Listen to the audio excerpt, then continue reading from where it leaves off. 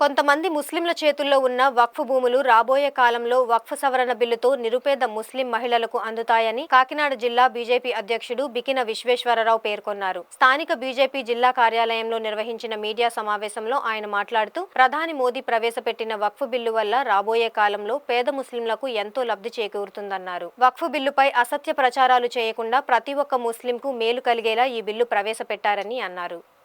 ఈరోజు కాకినాడలో వక్ఫ్ సవరణ చట్టం కోసం ఇక్కడ మీడియా సమావేశం నిర్వహించడం జరిగింది.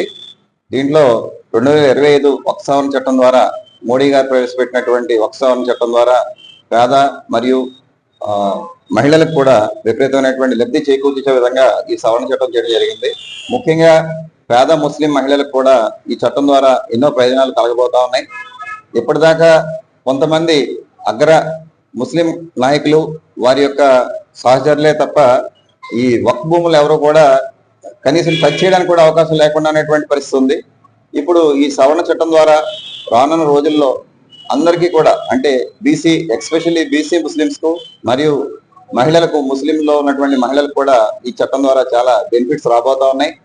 దీంట్లో భాగంగా కాకినాడలో ఇవాళ మీడియా సమావేశం నిర్వహించడం జరిగింది. వక్ఫ్ బోర్డు ఆధ్వర్యంలో లక్షలాది ఎకరాలు భూమి, అనేకమైనటువంటి ఆస్తులు దేనికి ఇచ్చారు దాతలు? ఆ యొక్క ముస్లిం సమాజంలో పేద బడుగు బలహీన ముస్లింలు, వితంతు మహిళలు పిల్లలకి వారి యొక్క శ్రేయస్సు కోసం, వారి చదువు కోసం, విద్య కోసం, వైద్యం కోసం, ఉపాధి కోసం ఖర్చు చేయండి, ఆ ఆదాయాన్ని ఉపయోగించండి అంటే దశాబ్దాలుగా ఆ వక్ఫ్ బోర్డుల్ని కబలించి అడ్డం పెట్టుకొని తినేసే బ్యాచ్ కొన్ని రాజకీయ పక్షాలతో కుమ్మక్కైపోయి వారు దాన్ని అన్యాక్రాంతం చేసి వారి సొంతానికి వాడుకున్నారే గాని కనీసం కరోనా సమయంలో ఒక్క పేద ముస్లింకు ఒక మజ్జిగ ఇచ్చినటువంటి దాఖలాలు లేవు.